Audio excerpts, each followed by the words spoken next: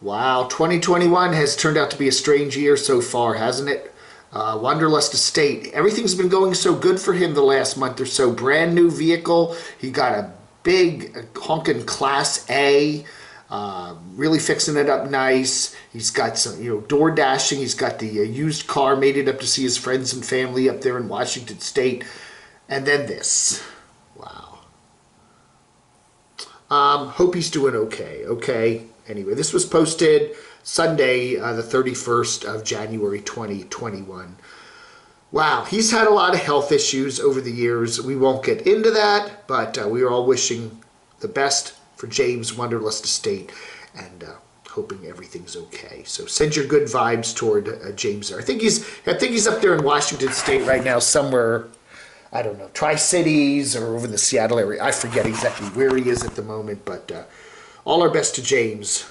Okay, speaking of health issues here, nothing new on what's going on with Campervan Kevin. He does a new video out here. He's in Arizona there, hanging out in the Phoenix area with his good buddy Felix. And Felix is doing some work on his vehicle. And then the both of them go to the Walmart. So Kevin's looking okay. I don't know. No more news on what's going on with him. So, he does have some serious health issues cooking, and he did mention in a update a little while ago that he does have some scans and some appointments this week, I believe, and so we'll let you know the latest, but so far, this video, he's looking pretty good, so all our best to Kevin. And his sign-off this time, glory to God, and Jesus is my Savior. Camodave, you always cover the same nomads. Why don't you cover anybody new? Well, here's new stuff for you. Darn it. Well, Outliers Overland. This is a lovely couple that live in Alaska, Seward, Alaska. That's up near where a hobo shoestring has been lately. Anyway, they are driving to the lower 48. So the only way to drive from Alaska to the lower 48 is you have to go through a good chunk of Canada, including British Columbia. So they are in their vehicle. They have an Airbnb up there, and apparently it is not doing well because the tourism is, because of the pandemic. So they are going down to Southern California to do some work, and they need to get through Canada to get back to the States. And of course, they are allowed to cross the border because they're Americans, right? If you get into Canada, if you're Canadian, you have to be essential travel, but you can transverse part of Canada. And they did it in like 3 days or something. This is they got a new microwave for their vehicle there, and an egg exploded in it. Even though they prepared it, it still exploded. But anyway, it was still good. They made some egg McMuffin things. Anyway, they get down to the border, and they're at the border now. What is it called? Outliers Overland. And so they did not want to be stopping at a lot of Canadian grocery stores because you're supposed to just get into Canada and get out as fast as you can. Don't dawdle, don't tourism stuff. So they bought fruits and veggies in Alaska for the trip, and then they get into Canada. Then they get down to the American border there near Washington, and the Canadians confiscate their tomatoes and whatever, because you're not allowed to take that into the States for whatever reason. But even though they were purchased in the States because they did not want to have to stop on the way, they still got everything, their veggies and fruits and stuff confiscated. So whatever. So they do make it down to Washington, and everything's rather quiet. The border is very quiet. Not a lot of people are coming across. Very good video here. Check it out. Outliers Overland. Nice channel here. I was really enjoying their video. I just kind of really got into it. And yeah, so check them out. Ben and Rebecca. I was trying to look for their names. Yeah, there they are. Ben and Rebecca from Alaska, going from the United States into Canada and then back into the USA. Good channel. Check them out. All right, this is Traveling Kay down there in beautiful New Zealand, and she is, yes, as they say in the Old Isle of Lucy, she's in a family way. She's preggers, as I guess we can say. Last caravan holiday before the baby.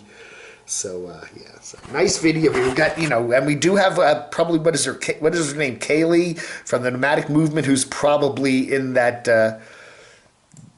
getting, they had a cliffhanger episode there, so she's probably also the same condition. So anyway, so New Zealander coming pretty soon.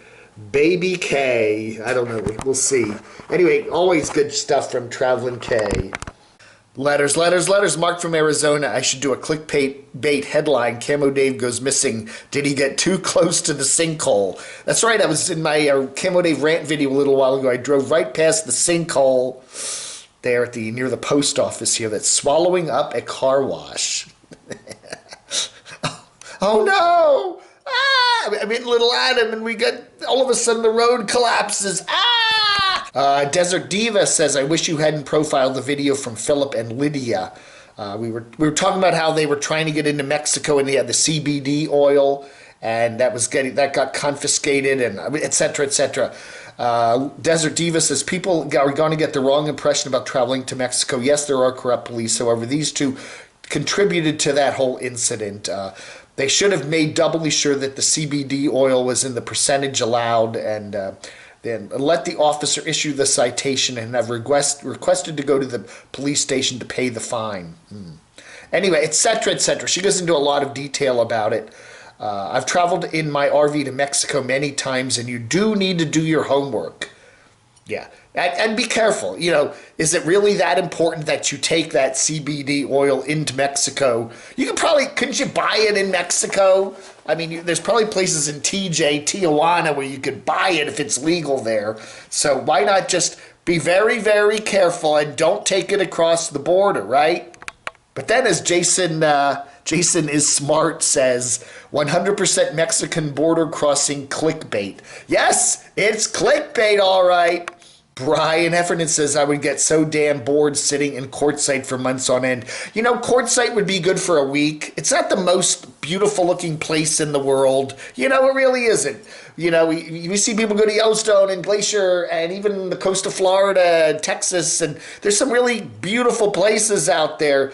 Quartzsite is just not one of them. It's, the reason nomads go there in January is because it's usually pretty warm and it's usually pretty dry. And you get to meet everybody, but, for sitting there for months on end, 4 or 5 months, my gosh, yeah. What are you going to do?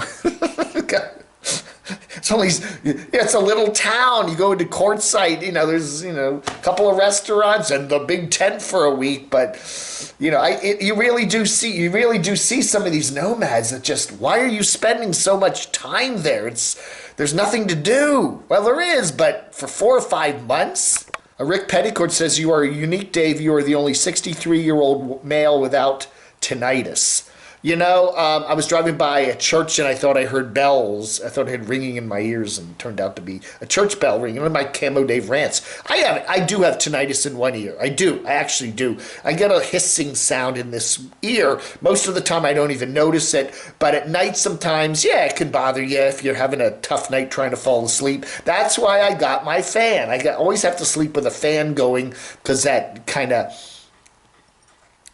white noise kind of blanks that out. So I think a lot of people have that, but it's, and usually it's not a problem, but every now and then, especially if you're having trouble falling asleep, it can really drive you crazy. Yeah, Lee spells his last name Poepping, and he says it's pronounced Pep-ping. Lee Pepping. Hey, Dave, if you had interesting content, you would have 10,000 views. Smile. No, the YouTube algorithm is a weird master, okay? And, no. I am amazed at how some of these channels are just boring content. There was a guy, he was in his 20s. He's just showing his Las Vegas motel room or hotel room, and it's a boring, dumpy little room. And he has 500,000 views. I mean, if I went to Vegas and stayed in a dumpy little room and put that up, I'd be lucky to get 50 views, damn it. Everybody's criticizing me today. You and Cratchy, Mark from Arizona says, have you and Cratchy been bare knuckle fighting? Close up of your knuckles looks like you've been scraping.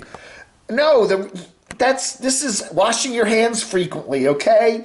This is what happens to your hands when they tell you, to defeat the virus, wash your hands frequently. You get them chapped. I mean, I do have some junk I could, like lotion to put on them, but if it's cold, it's dry outside, and you wash your hands a lot, you're gonna get. There is that fisticuffs I got in with my dachshund the other day, but I took care of him. I thought Living Free Mike got bitten by a dog when he was at Slab City a year ago. Apparently, according to Robert O'Connor, he didn't get attacked by the dog. His dog got in a fight with my dogs, and he fell on a sharp rock and cut his knee. I did see him get his bear spray taken away from him by a girl as he got kicked out of a bar at Slab City. Anyway, I don't know, man. Whatever. I was under the impression the dog bit the leg.